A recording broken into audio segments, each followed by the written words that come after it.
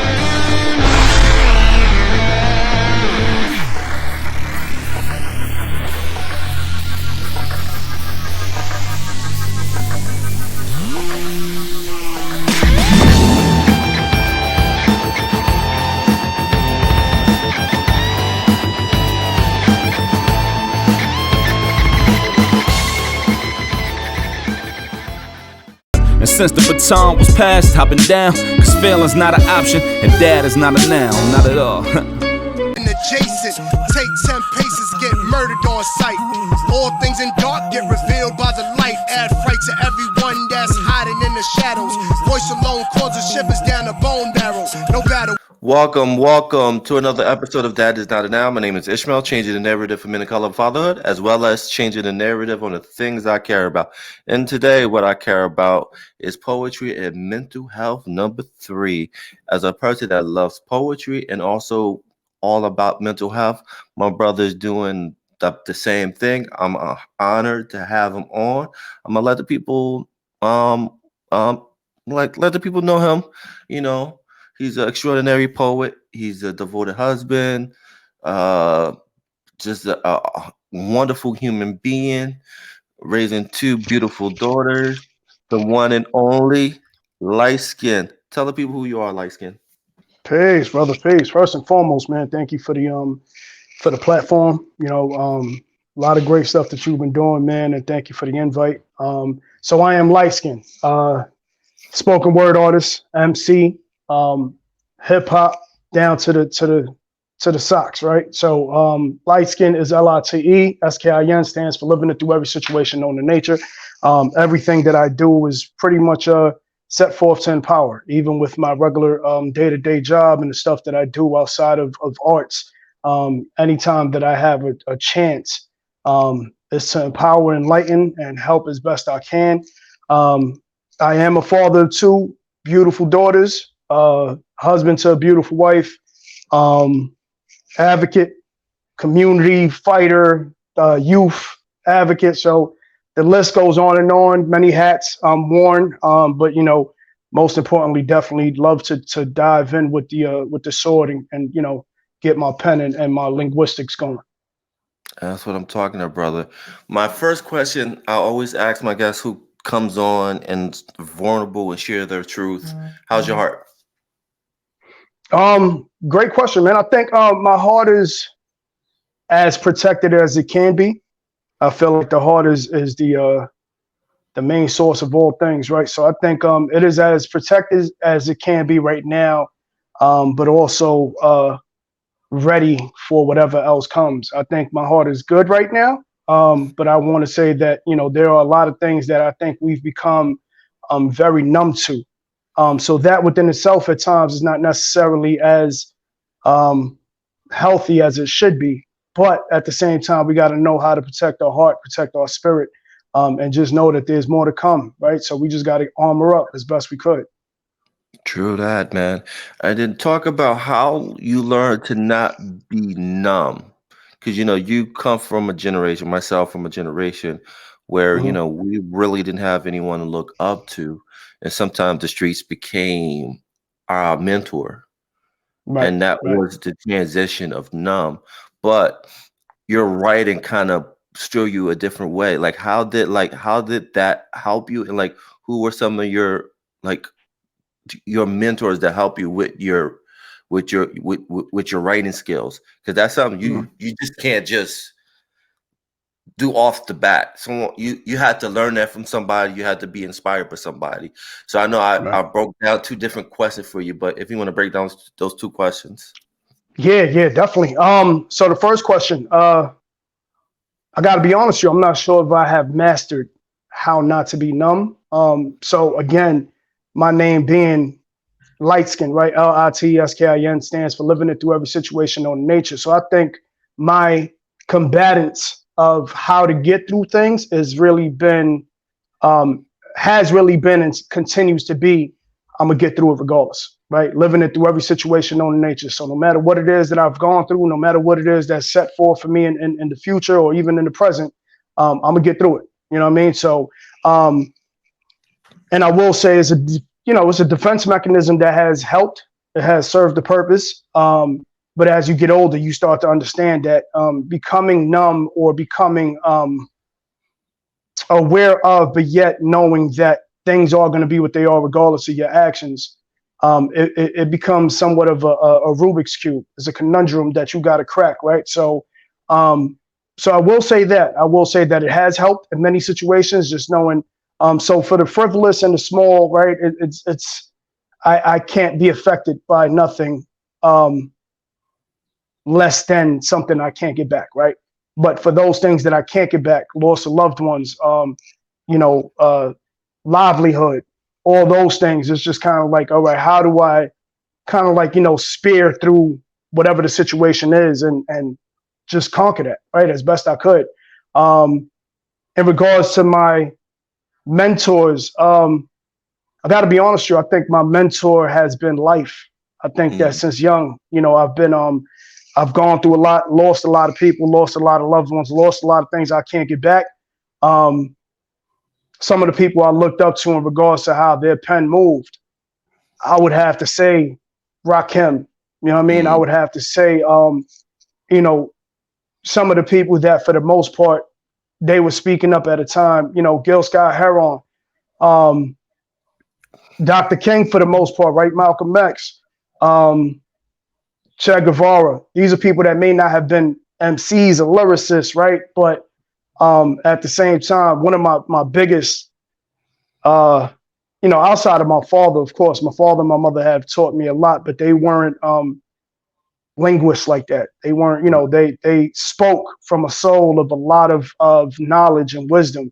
And so in the most sensible word of it, they were MCs in their own right. They were poets in their own right, not trying to be, but I think funny enough, nobody's really ever taught me how to write.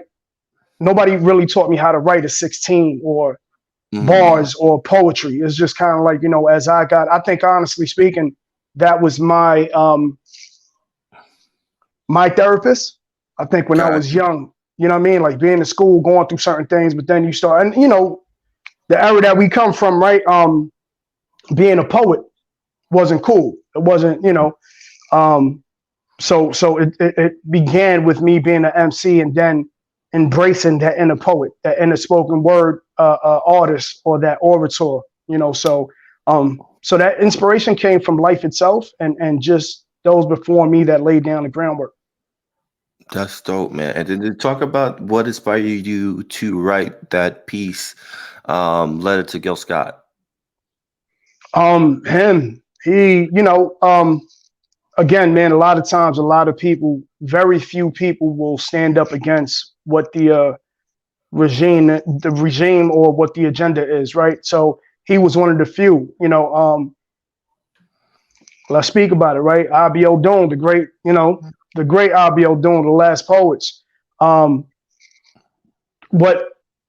to answer your question, what made me write that letter to Gil was a lot of the stuff he was talking about, watching it now, very much, though in the past, does speak to the inner selves now. It does speak to our situations now. When he's talking about the revolution won't be televised and, amongst other things, message to messengers. For what it's worth, man, I think that when he was writing, he wasn't writing from a standpoint of himself. He was writing for a bigger cause, a generation that needed to hear the messages that he was putting out. So I had to put that open letter to him, so even in Letter to Gil, with the video out there and on YouTube and speaking about chemtrails and speaking about certain things, it was kind of like a letter to him to thank him for what he did and also to salute him and pick him up. But at the same time, kind of like in a sense, answer that question: will the revolution be televised? But yeah, he was super dope, man. He was super dope. He, voice was amazing, you know what I mean? But his message and his spirit was even more persevering and more challenging to the youth of the time and the youth of now. And that's true. And my next question is, why do you feel like there's a disconnect to artists like Gil Scott in the Last Poets when you talk about the link to hip hop, as we're celebrating the 50-year anniversary of the birth of hip hop? You rarely hear that link to those artists in the past. And if you're a historian to hip hop like yourself and myself, you understand that those men that came before hip hop were there a lot of artist influence, like the way they draw, the way they write, the way they spit. For example, if you ever seen the documentary Hustler Convention, it was a documentary about the album Hustler Convention by Enlighten, the Last Poets. And you hear like Carol Swan and Chuck D praising the Last Poets, praising that Hustler Convention album. Even Melly Mel is on video reciting Hustler Convention. But like, going back to my question, why do you feel like there's a disconnect when it comes, you talk about the history of hip hop? You think about the people that you just mentioned, right? A lot of them have been outcasted based off of the fact of speaking upon truth. A lot of people, when you're doing any type of art, right, especially hip hop, which is one of the, has to be the biggest culture ever. When you're thinking about musically or artistically, getting into the mic booth, right, or speaking on mics, or for the most part, penning something down, it comes with a responsibility. You know what I'm saying? The first original origin of hip hop started from speaking upon the standpoint of noticing all the disgust around us. You know what I mean? Just being in the ghetto and saying certain things.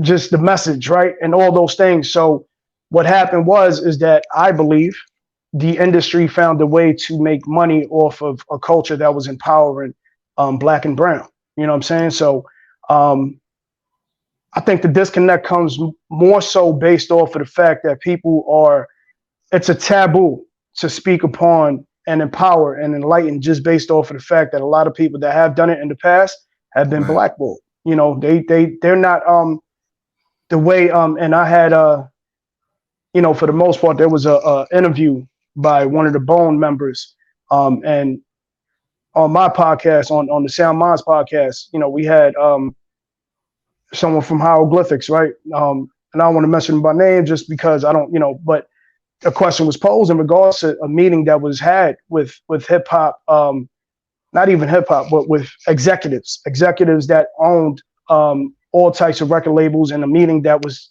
kind of, in a sense, brought a whole bunch of hip hop members at that time who were big at the time, and was told, you are not selling nothing. Nothing is coming out of this record label unless it's demeaning or, Black women, demeaning people with brown and Black colors. You're talking about drugs. You're talking about, killing people. You're killing your own. Anything out of that is not going to come out of this record label. So they diluted what hip hop is, the culture.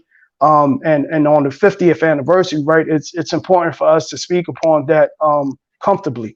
where it's not a taboo. You know, when you listening to what hip hop has become now, the dilution of it, the new form of it is trash.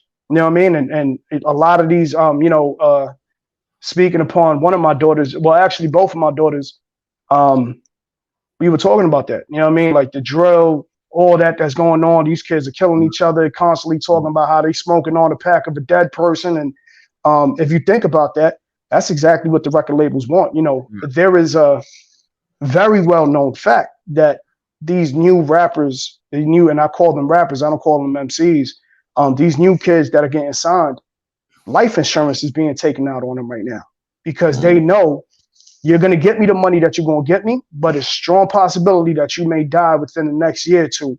I'm going to take out life insurance and make sure I have that ready to go, you know? So, so to answer your question, man, I think the disconnect is really based off of the fact that there are not enough leaders that want to empower our young and let our young know, like, nah, speaking about leaning up and you know what I mean, smoking on a dead person, that's not the way to go. You know what I'm saying? That wasn't the origin of hip hop. But again, once you start waving money around people's faces, they start to become something totally different than what they not. And as generations follow, that'll keep on going, you know? So it's disgusting to see.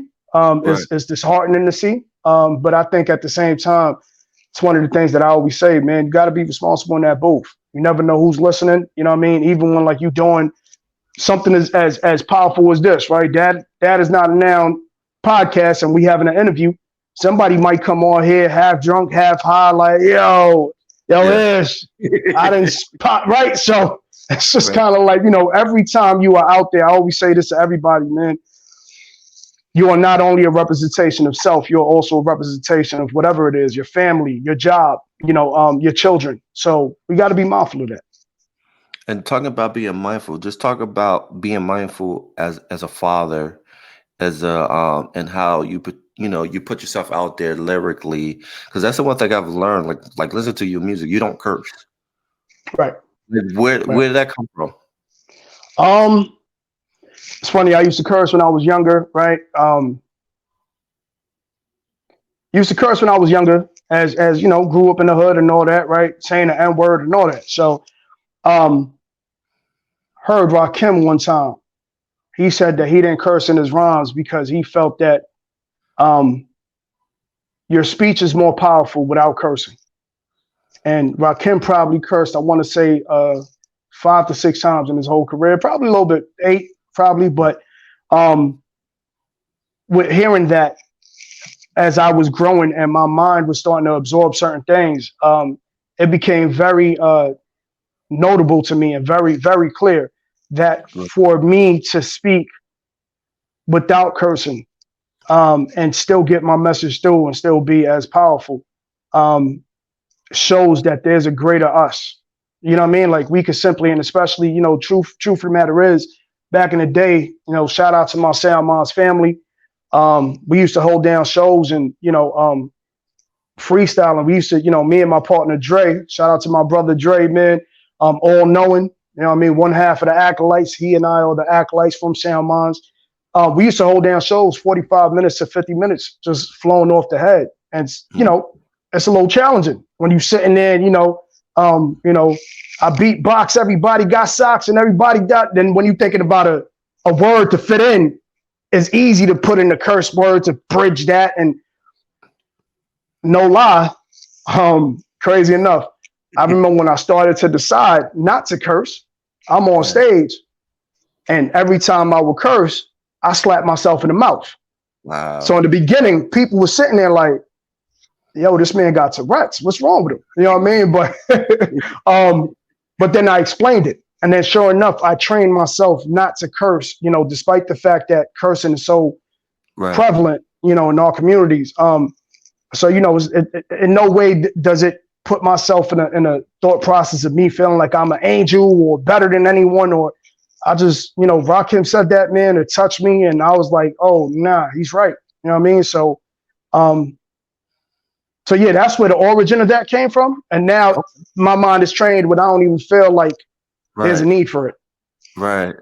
And just talk about like the mental gym you go through, because that's the one thing as a poet, learning new words just to build up your vocabulary and not to sound like redundant. Because there's sometimes you have some artists, you see what they write or what they say, it becomes repetitive. So how do you kind of work into that framework of not being repetitive as a poet, as an MC? Mm. I love that question. So I'm very mindful of the laziness of a pen or a sword. You know what I mean? I even when,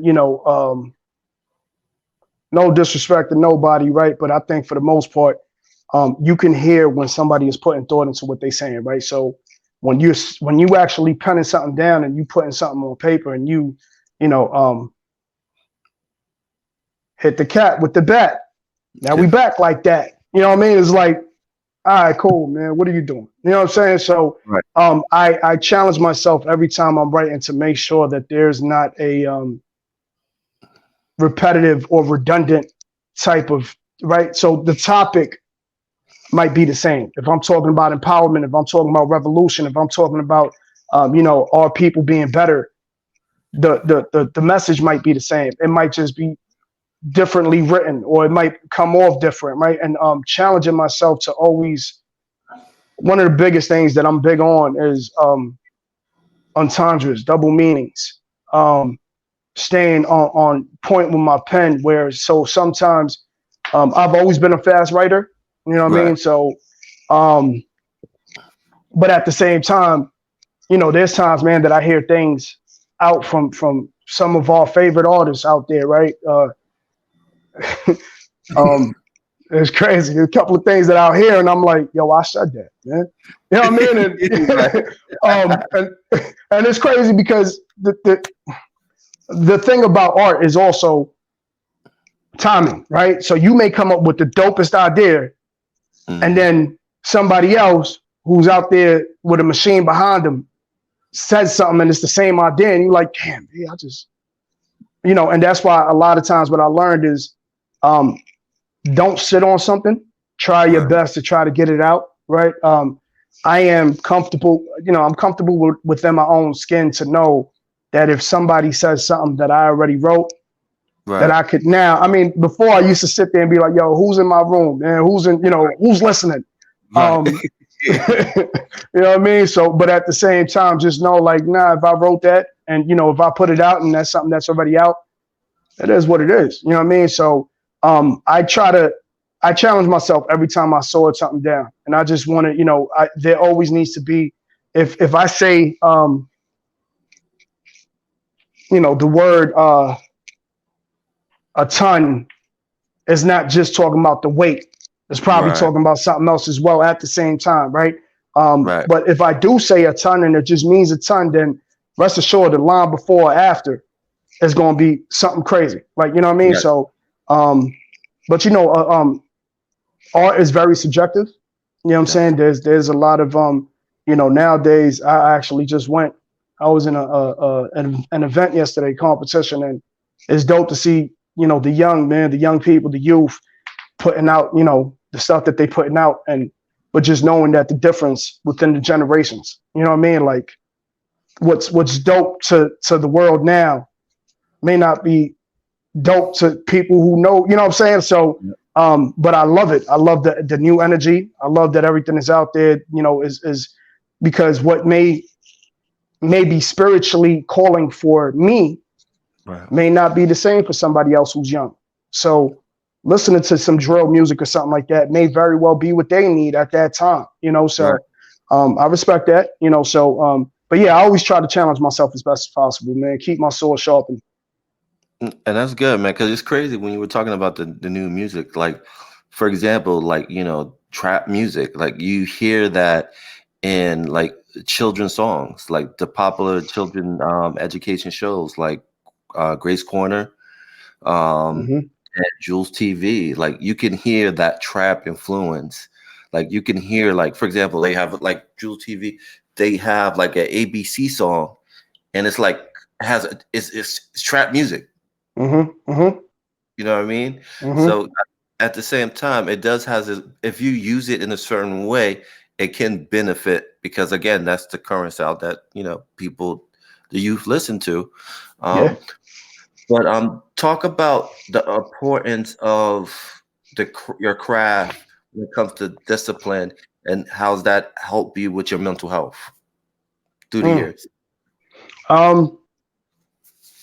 The discipline of being able to just know, like, I am naturally have been since I was born, right?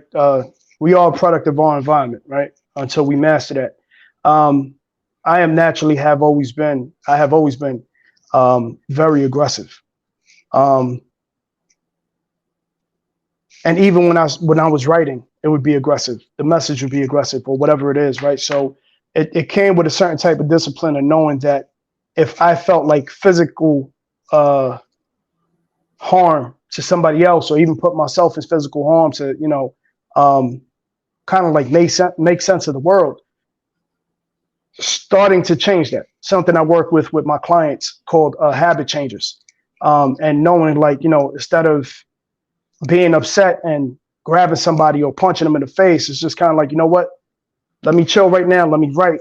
And then and it's hard, right? Because we are all, we are humans of the flesh. We always try to feed the flesh as best as we, as much as we can. So whether it be drugs, alcohol, sex, any type of addiction, food, right? Sugars.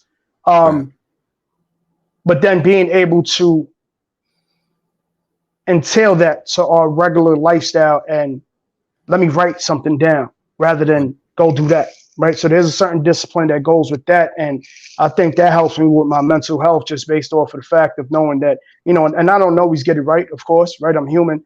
But the percentage of me feeling like I got to do something physical or jump into an addiction of any kind changes based off of the fact of knowing, I could write this down. I could go do a set of push-ups. I could shoot the ball around, go outside and shoot around and work with my daughters on something. But it comes with a certain type of change of mindset. They say it takes 60 to 90 days to turn a habit into a lifestyle.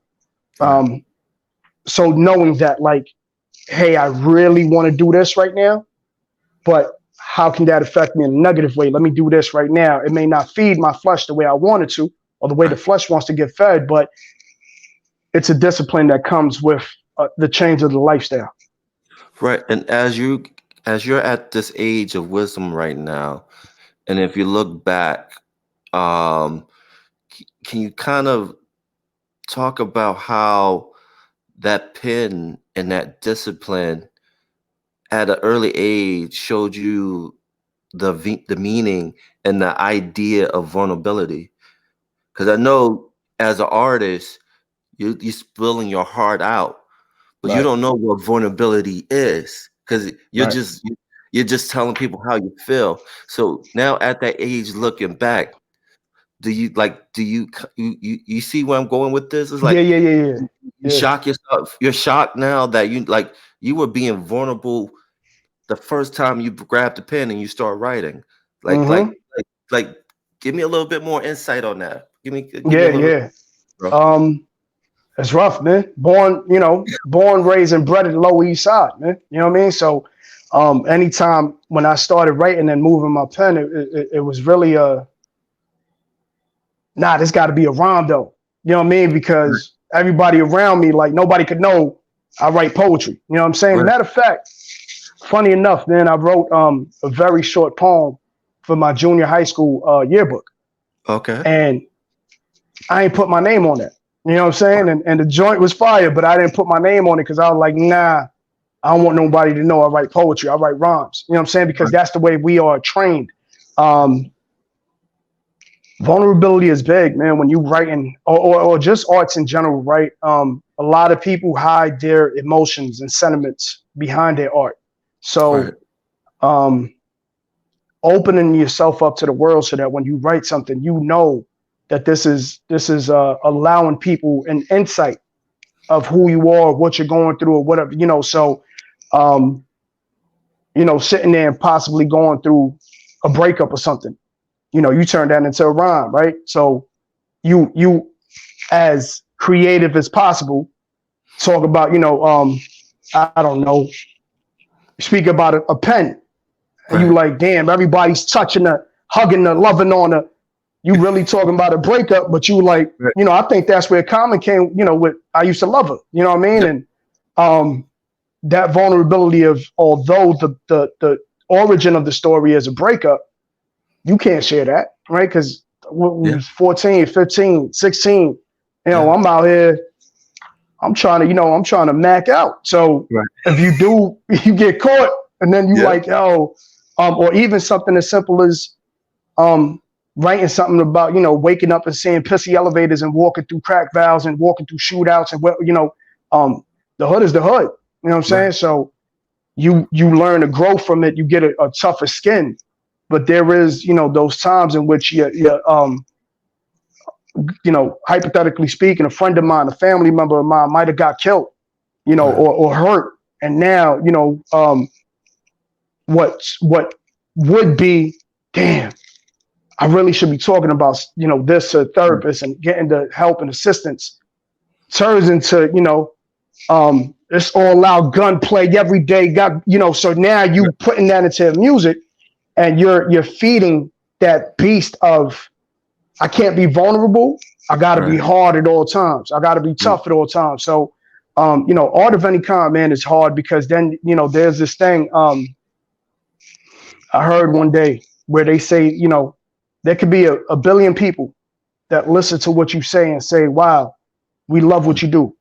But it'd be that one person that doesn't hear it, and that vulnerability of saying, yo, those billion, I'm not saying that they don't count, but the one person I want to hear this is not here no more, or they not acknowledging, right? So that's a type of vulnerability, especially growing up where I come from. Some of that stuff you can't just openly talk about. You know what I mean? Again, until you're comfortable within your own skin to know, nah, I'm good wherever I go, whatever I speak upon. And I started to notice that I became more comfortable with the work that I was doing in my youth. I got like 26, 27 years of experience working with the young, and that opened me up. Having my babies, having my daughters opened me up. The proper person in your life, right? Your significant other. You find somebody who could open that door a little bit, jar it open, and you get done wrong, or you don't, or whatever it is. When that other person that finally comes over, you're like, oh snap. That's a beginning origin of, well, I know that my door can be open. It just takes the right one to leave it open, right? So that vulnerability is deep, man. It's cuts right through, you know what I mean? But you got to be comfortable with that. And I think that that's one of the things in life that a lot of times, we love the sunshine. We love the warm days but we got to learn how to love the rain too, because that makes us appreciate the sun. That's so true. And like, give me a scenario of vulnerability, with your daughters. Cause I think, especially you're a girl dad of two. So talk about the significance of being vulnerable with your daughters. I think one of the biggest tricks is just being very true. You know what I mean? And especially with daughters, right? Because truth is, as we speak, as as a father, as a parent, I can give them insight of what a young man's mind might be right now.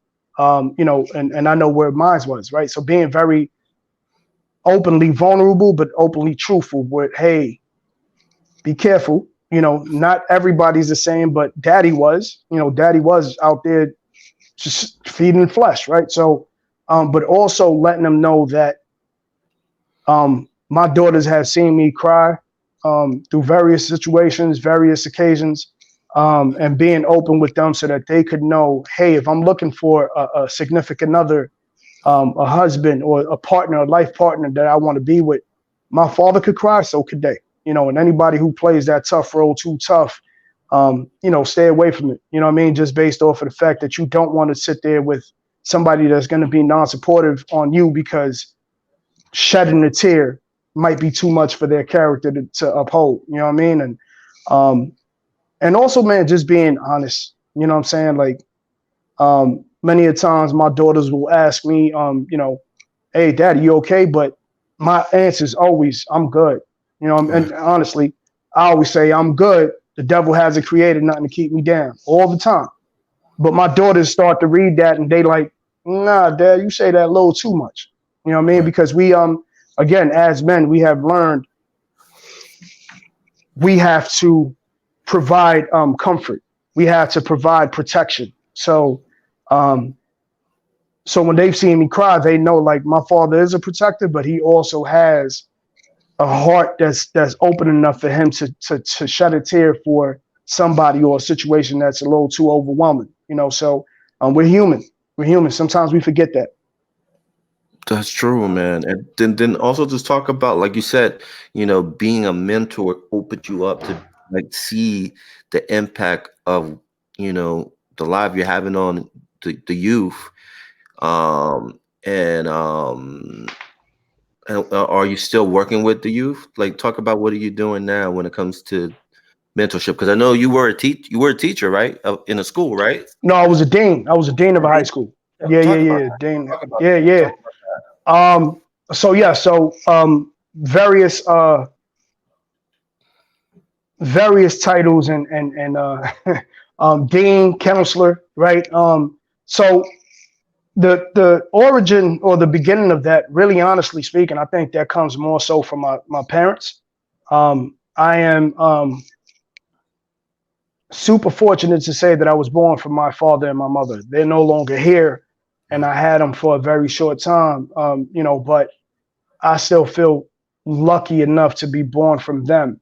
So my father was an immigrant from Peru, came over, cab driver, but still found a way to coach a baseball team and have me out there playing baseball since very young. And whenever he would take me anywhere, like the movies or Coney Island, anybody, any young man, especially young boy who didn't have a father, he had them all coming with us. You know what I mean?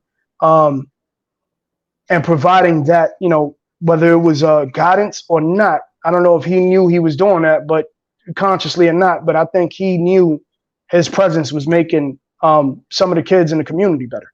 I won my first trophy really with my father, my baseball trophy. And I went on, played basketball, football. I've always been in sports. But my father taught me without sitting there and writing out a blueprint. He was already teaching me what it meant to presence, what presence meant. My mother, Puerto Rican woman who, always out there, family, brought everybody together.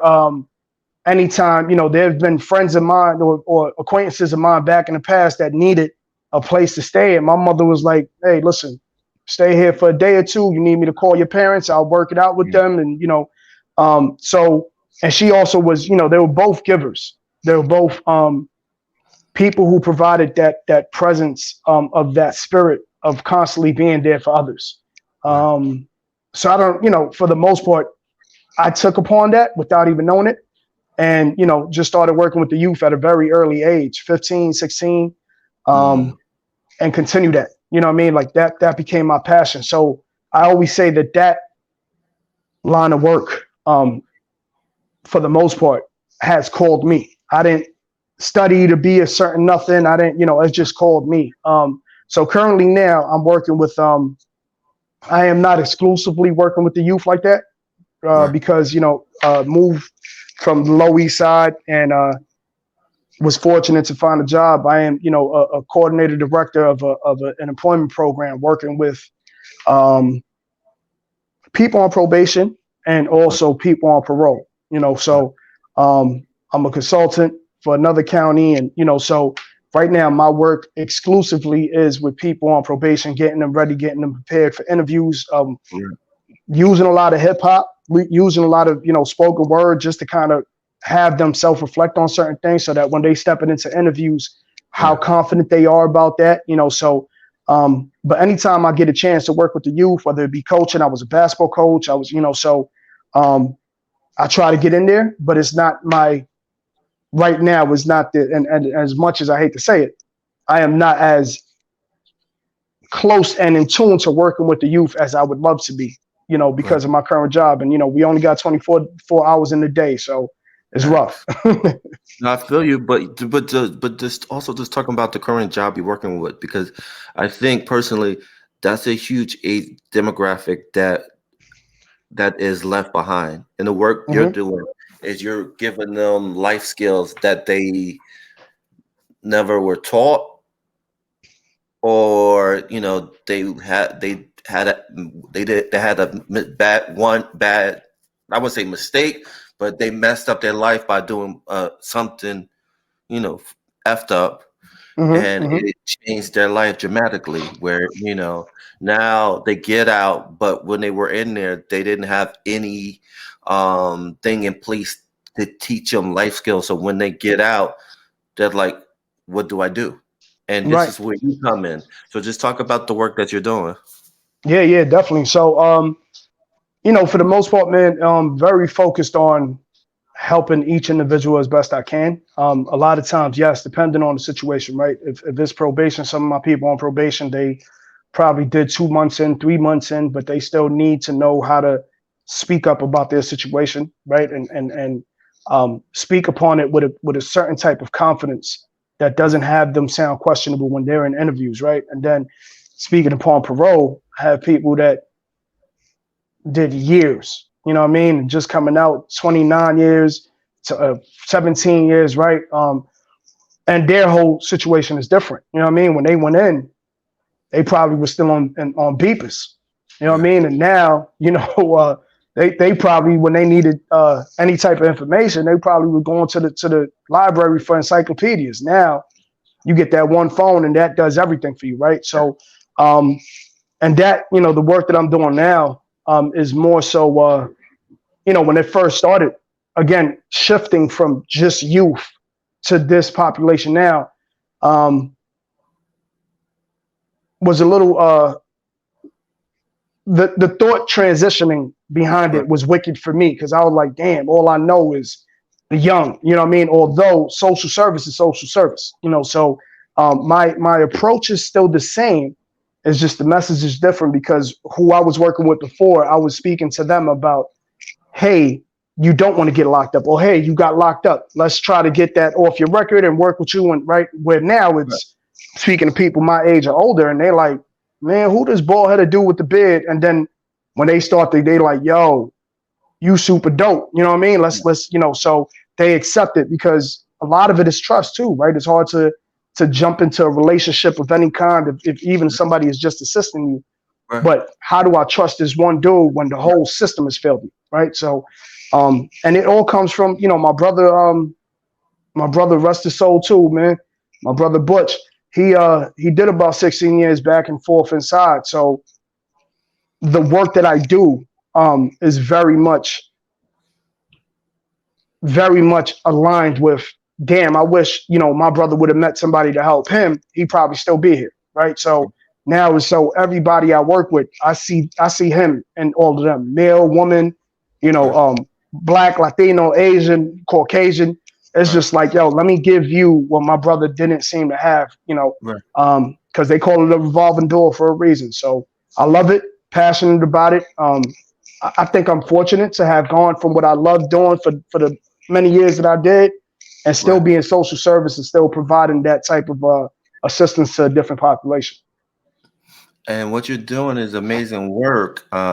You don't get the love for it, but it is what it is.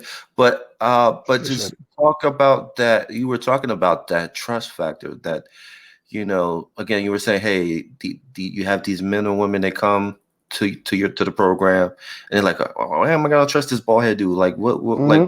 what what's the catch? That's a You great know what I mean? question, man. Yeah, yeah. And especially right, you did 27 years. You like, man, listen, what am I needing any help to get any job? Ain't no job gonna hire me, right? So, um, yes, very common, very much, very similar in many facets. Some clients, they already know, like, yo, I'm not staying stuck, so whatever Right. help you could give me, please. And then there's others like, yo, what you gonna help me with, right? Right. So the catch, honestly speaking, man, I tell them straight off the bat. The one thing I will say, I am true to the core. You know what I mean? Right. There is no, if even if there's a little bit of a false truth or any type of like changing or altering of any truth, I won't do it. You know what I mean? So I'm very honest with them and let them know, like, listen, this is where we at. Now you could accept that and we could move forward to doing something that we need to do to get you where you need to be. But it's going to take work. You know what I mean? It's going to take work, and it's going to take a lot of the, there's a lot of times, man, and I say this openly, a lot of my clients will always thank me. Like, yo, thank you for the work. I'm like, man, I ain't do nothing but run my job. That's it. Physically, you the one that got up, you did what you had to do. And yes, the assistance in regards to a resume building or anything like that, or talking about confidence for your interview. Yeah, I did that, but you carried it out. You know what I mean? And letting them know, it's kind of like that whole situation, man. Teach how to fish, you eat for life. You know what I mean? If I'm doing for you, if anybody's doing for you, you're just gonna eat whenever they provide it. Right. So that independency of thought, where it's like, hey, listen, I get it. Your situation is not ideal. You know what I mean? But at the same time, we are here now. You're still breathing. You woke up this morning, so that means we could change whatever else is happening going forward. Right. Don't look at the past as a anchor as much as it is. Look at it as wood to burn in your fire, so that you could, that desire that you need to get out there and do something. So the catch is really honestly, man, just being honest. And then once we get the vibing and get the talking, they see like, man, there's no fraudulence on this dude. You know what I mean? And I'm big on my word. I'm very big on my word. If I promised you that, if I promise somebody that I'm gonna give them Mars for Christmas, better rest assured I ain't gonna be here unless I can give them Mars. You know what I mean? It's just, that's who I always been, man. I stand on my word, man. So, sometimes sometimes that's the challenge, right? Because when people like somebody sitting there, yo, could you promise me that I'm gonna have a job by next week? I'm like, nah, I can't promise you that. I promise you that I'll do everything possible to help you. You know what I'm saying? So, but yeah, so it's just being honest, man, being truthful and being raw. You know what I mean? Just straight. And that goes back to a lot of what we were talking about hip hop, right? The KRS Ones, the Chuck D's. Right. They still being called, being honest to the core and all that, but they still being, stiff armed, or they still like, the industry doesn't embrace them unless somebody dies. And then you put in a whole bunch of self-destruction. You like, we got to fight for the people that die. That lasts about a week. And then they back to, my trap queen sitting on lean. So, so, I think at the end of the day, man, it's just being very raw, honest, and I be rolled you, Ush. We from a we from an era, man, where our fabric is everything we are. You know what I mean? Like a lot of new generation, and it's not to say everybody in our era is from the same fabric. You know what I mean? We a dying breed, man. So being honest and truthful is not a common thing to do for a lot of people, man. No, that's true. That's true. But at the same time, we're not perfect. We have flaws. And to say we don't, we're living a lie. And I think, I'll be honest with you, I think it's we as our generation felt this generation, and we're not taking responsibility for it.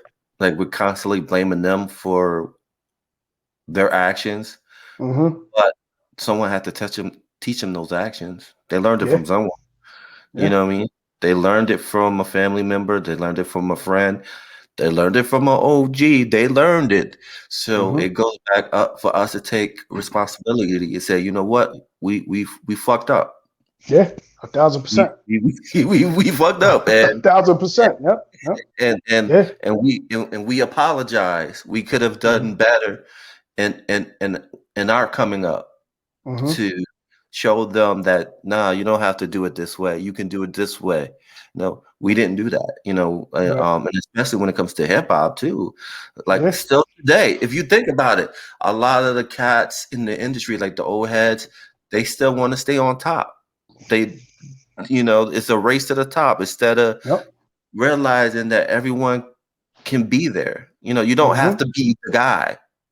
You can be the guy sometimes, but you can be behind the scenes. You don't have to be like the top dude. You know what I'm saying? Right. So, Yeah.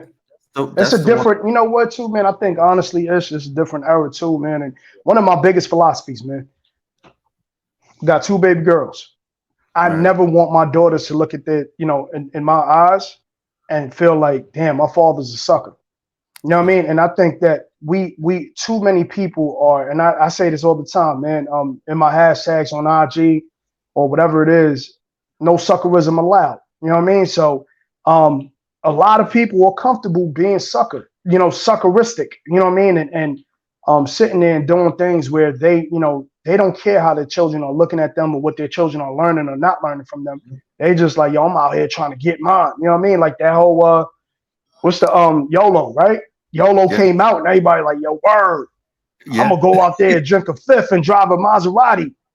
Live young, die young. All right, Yeah. man. So, you know, and you're right though. We didn't, there's a lot of us from our generation that allowed the generation that followed to be a certain way and not come from a certain fabric that meant pride, that meant, you know, and if you think about it, man, that's historic. You know what I mean? Like if you think about all the changes that have happened through our leaders, right? Through the Black Panthers, one of my favorite leaders, man, ever, Fred Hampton, Yeah. young, Yeah. 18, 17 years old, man. He was out there speaking truth. He ain't, you know, and granted, he didn't have a family back then. He had, you know, he was just about to have a family when they assassinated him. You know what I mean? Yeah. But um, nonetheless, knowing that that young spirit of a warrior was out there talking for the betterment of others, not just himself.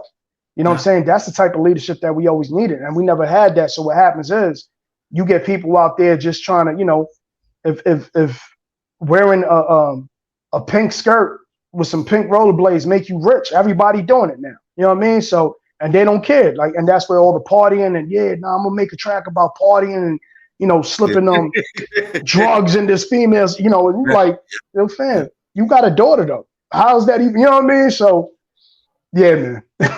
No, no, it's crazy, but absolutely, absolutely right, bro. But my second to last question, like, how do you keep yourself mentally together? Because you know the profession that you're in, it's got to take a mental toll on you, Mm. like every day, you know. So how do you just, you know, how can I think of it? The word I'm thinking of compassion fatigue. That's the word, compassion fatigue. Mhm. How do you let go other people's trauma? Because that's the work that you're doing is that you're constantly dealing with other people's trauma and it becomes a Mhm. part of you. So when you in your sessions with that person or like the Zoom or when you're done, what are the things do you do where you decompress yourself, where you're not taking on that person's trauma for the rest of the day? That it's a great question. Shout out to my wife, man. You know what I mean? A lot of times my wife will so I say this and probably incriminates me, but for the most part, I don't necessarily believe, and not because of any philosophies. I just don't believe on a 9 to 5, Monday to Friday schedule. You know what I mean? Right. I think that a lot of times when you're thinking about your clients or somebody that you know, I always bring that home in the sense of, damn, did I help them enough, right? And then on top of that, you know, um, the absorption of energy in the sense of I do it 9 to 5, and then I do it part time as a consultant. So the nighttime, I'm doing the exact same thing I'm doing, and I love it. I love it. Right. But you know, shout out to my wife, man, who at times, you know, I was watching, and let's talk about it, man. My Knicks 3-1. We in the playoffs. We, you know, so Yeah. watching the game, watching the game on Friday, man. 8:30 start. So I'm out there. You know, my wife is patiently waiting so we can watch a movie or whatever it is afterwards. But here it is while I'm watching the game. I'm working on somebody's resume or I'm working on something, and she's like, "Hey, why you got that computer in front of you?" You know what I mean? And I appreciate her for that because truth of the matter is, to answer your question, I haven't mastered it. I Mm. do absorb, and my way of dealing with it is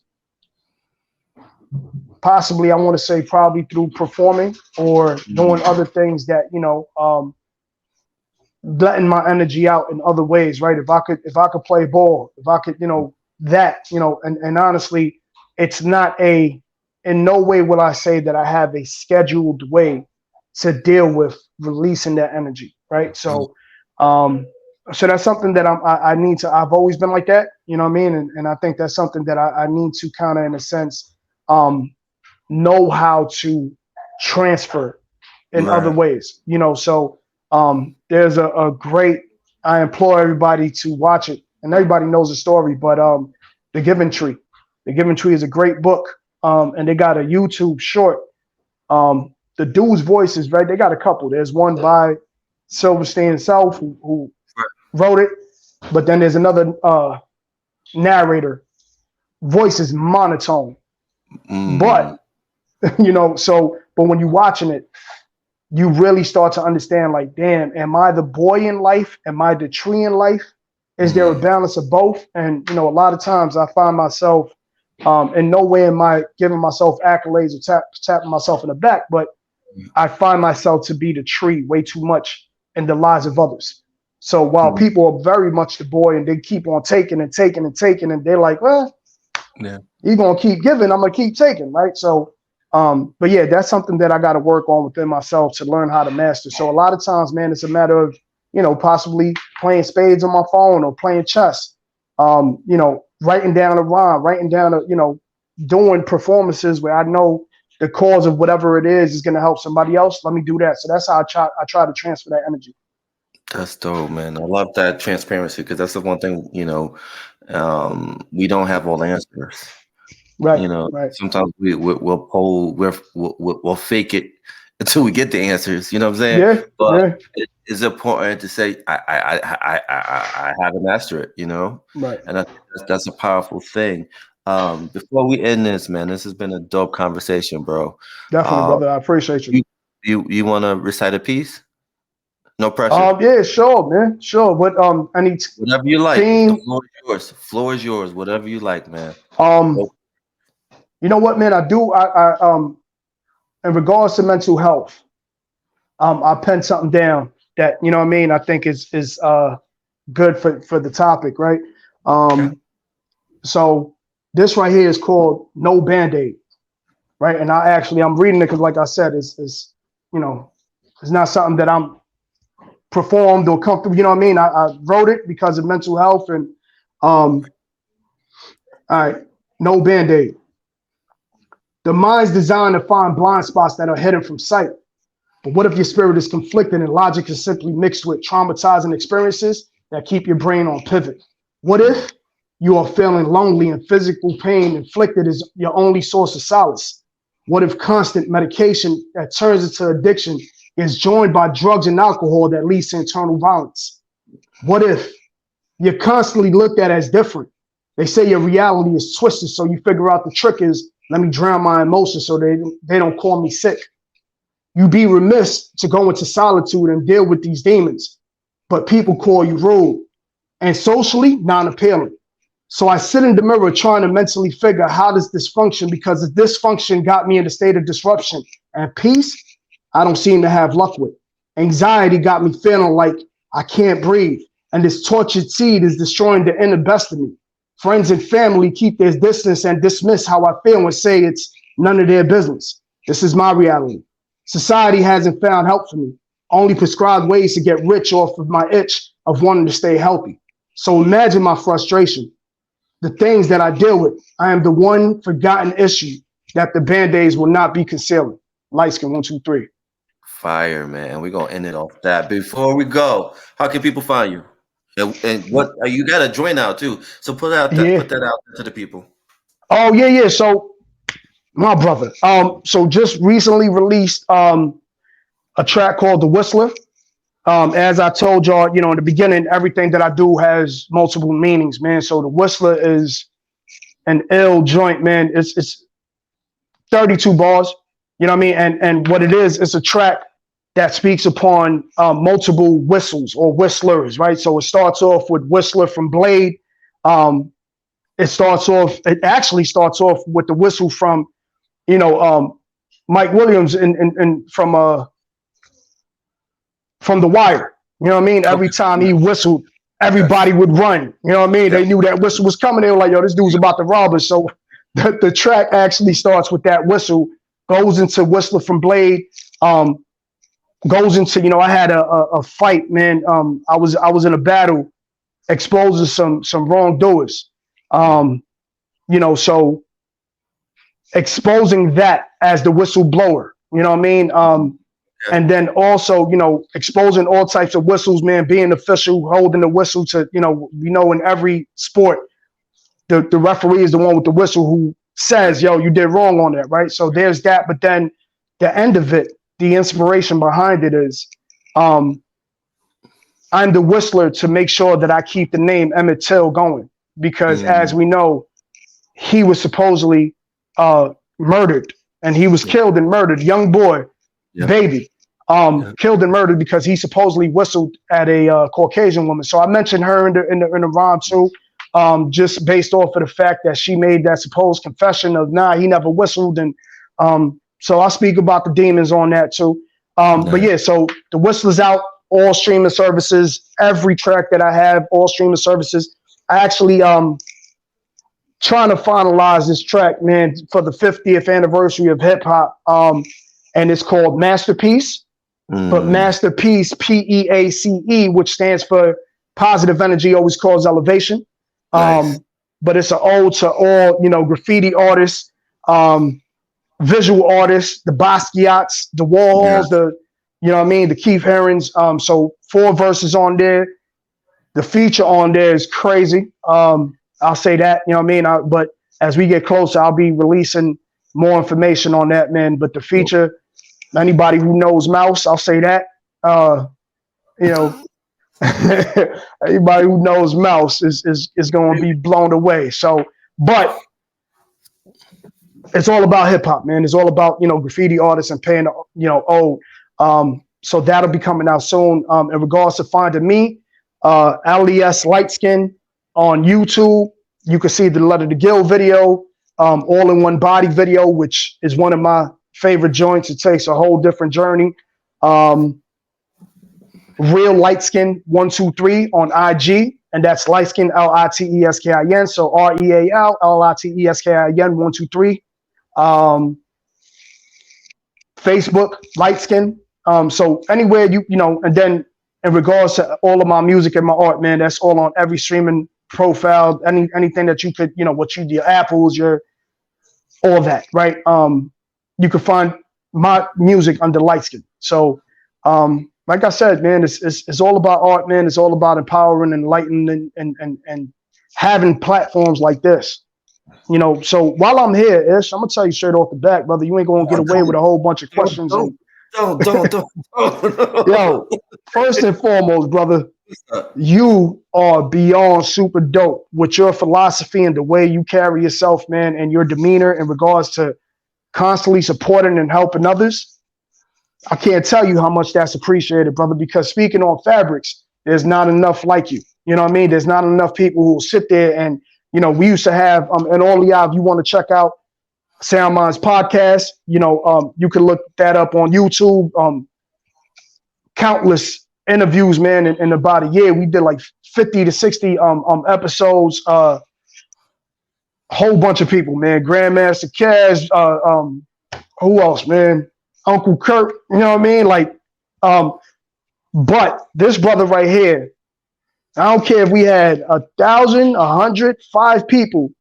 Ish was always one of those people, constantly there, man, religiously. And then, yo, what's up? When's the next episode coming out? So shout out to you, brother. But not only that, I done seen you do that with numerous amounts of people, man. So shout out to you. Shout out to your platform, brother. I am in all support of everything that you do, man, because that's the energy that you bring. So thank you for that. And by all means, man, I appreciate you allowing me to come on your platform. We could always do a part 2, 3, and 18 if you want, man. I'm here. Right. But before, again, enough about me. Please stop. Not all about that. All about that. We're going to edit this out. But no, you can't do that, man. Leave it. Raw. Keep it raw.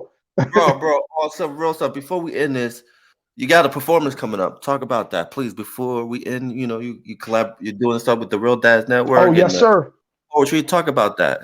Talk about that, please. Yep. So shout out to the Real Dad Network, man. Real Dads Network. They do Real Dads Week every year, man. And truth of the matter is, I think that this is one of the most beautiful things as it encompasses real men and brotherhood that goes far beyond what most people want to talk about. You know what I mean? When we talking about black and brown men, usually in the news, you talking about how they killing each other. Real Dads Network is one of those that tells the total opposite narrative of that.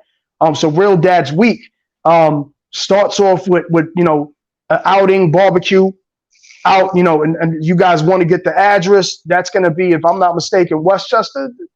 Yeah, it's gonna be. Yeah, yep. Mm-hmm. So it starts with that, man. There's a comedy show. There's a panel speaking about fathers, speaking about the presence of fatherhood. And I'm blessed to be, offered the opportunity. This is my second year. K.O. Charles. If y'all don't know K.O. Charles, y'all lost in the sauce. The Lion, you know what I mean? So, but he's hosting, and it's an event going to be taking place in Harlem, in Exodus. And what it is, it's a whole bunch of brothers coming in, performing, speaking upon fatherhood, man. And I think I'm lucky to have the two daughters that I do have, man. I'm lucky to be their father, if anything, you know what I mean? And, they came from myself and my wife, man. But if anything, they are my, those are my blessings, man. And I'm beyond. So it's a dope week, man. That's June 10th that I'll be performing. But the week itself starts the Saturday before that, which, if I'm not mistaken, is June 3rd. June 3rd. Yep, June 3rd. So it's a whole week of dopeness, man. And, and listen, man, for those of y'all that are not aware of the Real Dads Network, man, it's a place of support. Every Thursday, there's a meeting going on just to speak upon some issues. But more than that, man, it's a supportive network to help men that are going through some things, whether it be court situations or anything at all, man. You don't know how to tie your sneaker, but come on Thursdays and we'll talk about it. You know what I mean? So Ish is a core member, man, one of the realest members on there, man, because my brother will sit there and like every single comment you say just off of love, and I appreciate him for that, although he don't want to talk about it. But yeah, so June 3rd to June 10th, Real Dads Week. Come through Real Dads Network, you know what I mean? And if you really are looking for a place to support and find that type of brotherhood, man, please don't fall short of trying to do your research, man. Real Dads Network does have an IG page. There is a website. There is anything that you need or any information that you need, you could reach out to me, reach out to Ish. The brother Derek, man, who started it, man, and founded it, doing amazing, tremendous work. You know what I'm saying? And this is when I say it's a network of support, man, I don't fall short on words. You know what I mean? So, but yeah, June 10th, I'll be out there in Exodus in Harlem. We're going to be blessing the mic and the stages and talking about some real fathers and some real things. Facts, man. That was a lot. Again, like, subscribe, go support this brother. Go get the track, get the catalog. I know you got a bunch of stuff that's out already. Yeah. Go support everything. Again, another amazing conversation here on the podcast, and I will be back. Peace.